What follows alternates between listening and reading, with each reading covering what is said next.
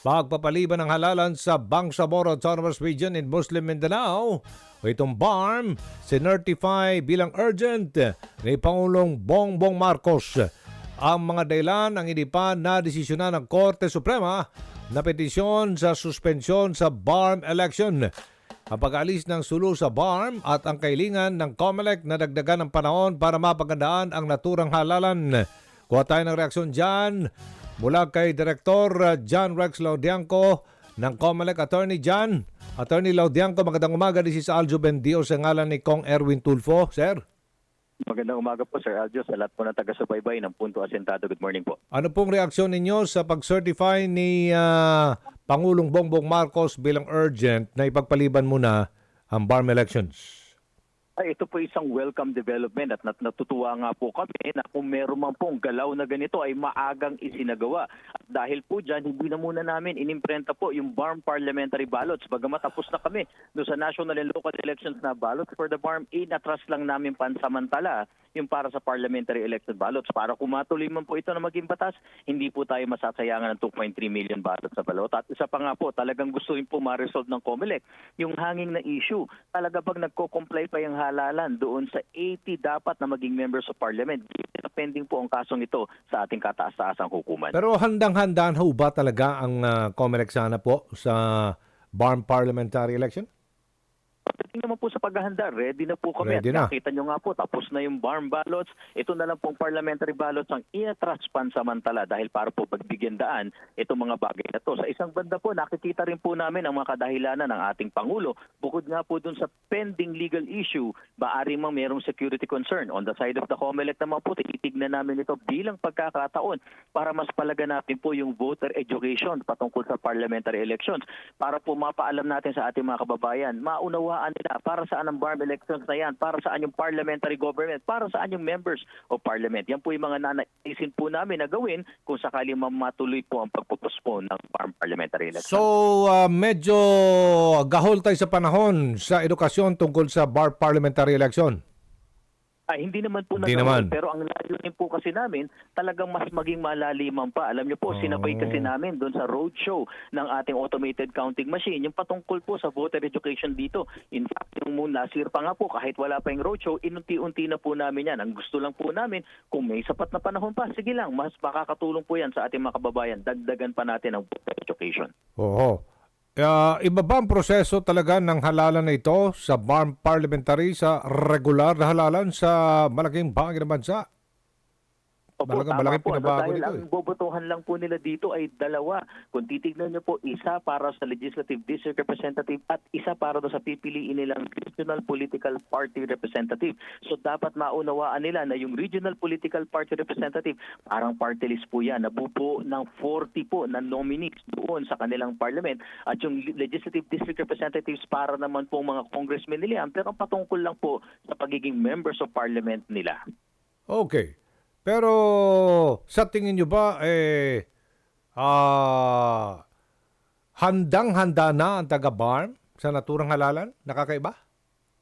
Sana? Alam na po nila na talagang dalawang balota po sila. Alam nila na may parlamento sila. Pero ang sabi nga po namin, maaring hindi pa ganun kalalim yung kaalaman. Kaya kung mapupospon na po ang halalan, by October po yata, kung tuturingin, mas gugustuhin po namin na kunin ang pagkakataong ito para dagdagan yung ating voter education and information efforts. Okay, sige po. Maganda yun kung may debate.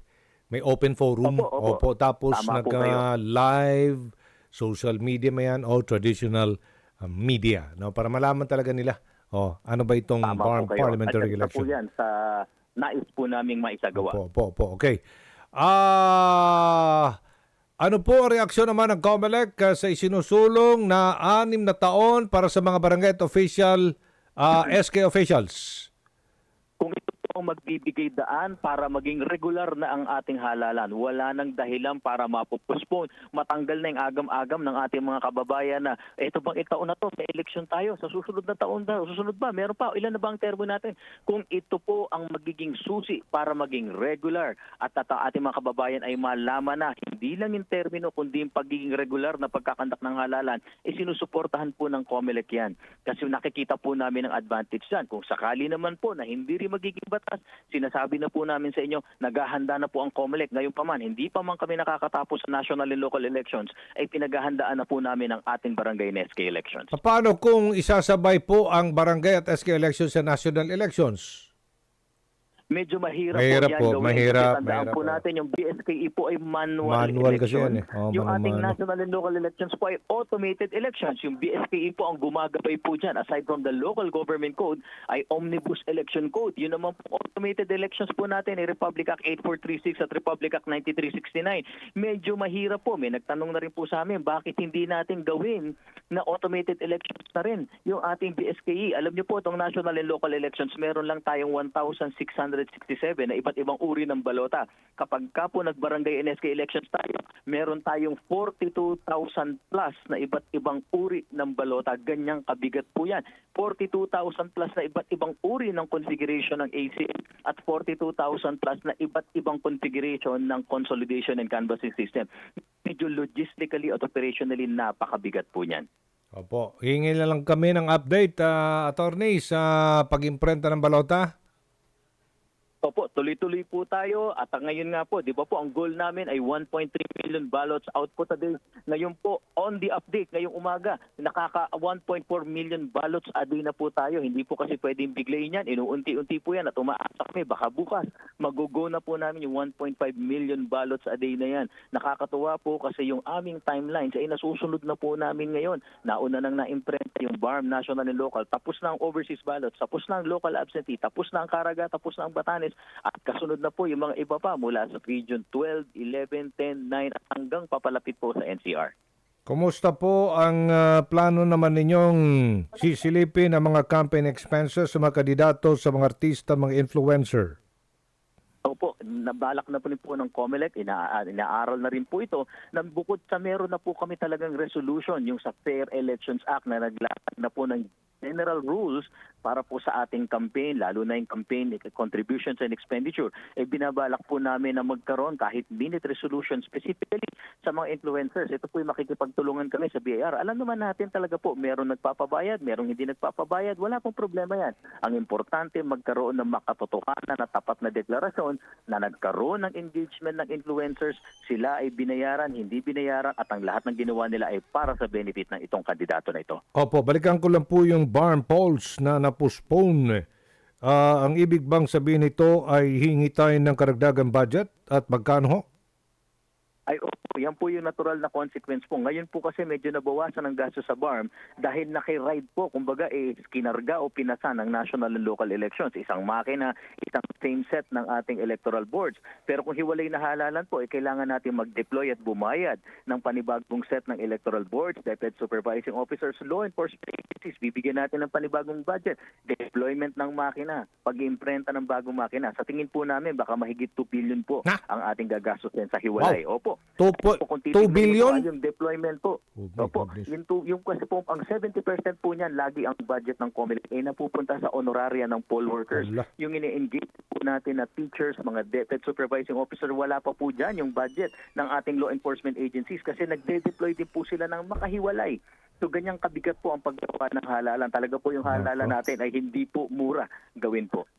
Okay, dito naman tayo sa pag-combat sa mga peking balita, mga disinformation and other online fraud. Ngayon papalapit na May midterm polls. Kumusta na po ang ating pong pagkikipag-ugnayan sa iba pang mga ahensya ng gobyerno, DICT at ilan pa na mga ahensya ng gobyerno para masawatan natin ang pagpapalaganap pa ng mga peking balita? Opo, Sir Adjo, unahin ko na po siguro yung deputized agencies po kasi na government, deputized po namin yan. Talaga ang tulungan po namin patungkol sa fake news, disinformation, misinformation, nakalatag na po yan. Pati po yung pagkakasa ng mga investigasyon sa mapapatunayan namin na pag sa mga regulasyon panghalalan, pati na rin dun sa maling paggamit ng AI, nakalatag na po yan. Ang nakakatawa po ng developments, itong mga nakaraang linggo ay yung agreement namin sa mga social media platforms. Nadinig nyo rin po nung isang araw, TikTok. Sila po Yeah. talaga ang mismong lumapit po sa amin at talagang nag-commit sila. Wala pong paid advertisement sa TikTok. Hindi po mahahadlangan yung tinatawag nating free speech at freedom of expression. Oh. Pero kung makikita namin na inaabuso mo yung freedom na yan at hindi naman totoong expression lang yan, talagang nangangampanya ka, ay masasubject ka sa regulation. At katuwang po sila sa pagre-report, katuwang sila sa pagpe-preserve ng ebidensya at kung may makikita po kami ng mga AI na hindi na nagkaroon ng watermark at dineclare fake news, ay ipapa-take down po yung post, ipapa-deactivate yung ating mga accounts at ipe-preserve ang ebidensya para sa pagsasampa ng kaso ng COMELEC. Okay, yung mga platform na ito, ipinagbabawal monetization, tama ba? And advertising ng mga politiko?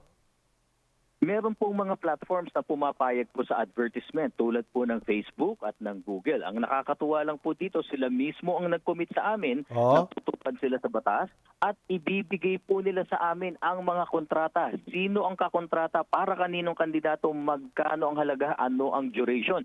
In fact, maire-report po nila sa amin kung meron pong magpapaboost, kasama po yan. Yung makakatanggap po ng stars mula sa mga followers, may monetary value yan, maire-report po sa amin. Kung meron man pong kandidato na magtatangkang siya mismo ang magbigay ng stars sa kanyang followers, na bawal po yan dahil vote buying po yan, maire-report din po sa amin yan. Magko-collaborate din yata kayo sa Google at Meta para mag-establish ng fact-checking na mga proseso at mga alituntunin for social media use? Tama po. Dahil ang una pong step para malaman natin na misinformation at disinformation yung isang bagay at peke, ay kailangan i-fact check natin. At ng number one na tinatakbuhan po nila, pag fact check ay yung COMELEC po. Talagang sa amin sila kumukuha ng impormasyon. Opo. Second, may mga fact checkers na rin po silang na-engage na handang ibigay ang services nila sa platforms na yan nang sa gayon makatulong po itong lahat sa lahat ng efforts ng COMELEC. Okay, lilinawin na natin ang monitoring nyo dyan sa SOCMED campaign ng mga kandidato at kung kumikita ang mga pages nila, simula ba yan sa Feb 11? Tama ho ba? Tama po kayo. Sa national positions po ay mula February 11, para naman po sa local positions ay March 28. Nabigyan na rin po namin sila ng publicly listed na po ng mga kandidato. Dahil nasa website naman po, public information, ay may kopya na po sila niyan. So alam na rin po nila kung sino yung mga imo-monitor nila at i-report sa amin. Sa darating na halalan, ilalagay nyo rin ang larawan ng mga botante sa voters list. Tama ho ba? Malaking changes yan para labanan ng flying voters.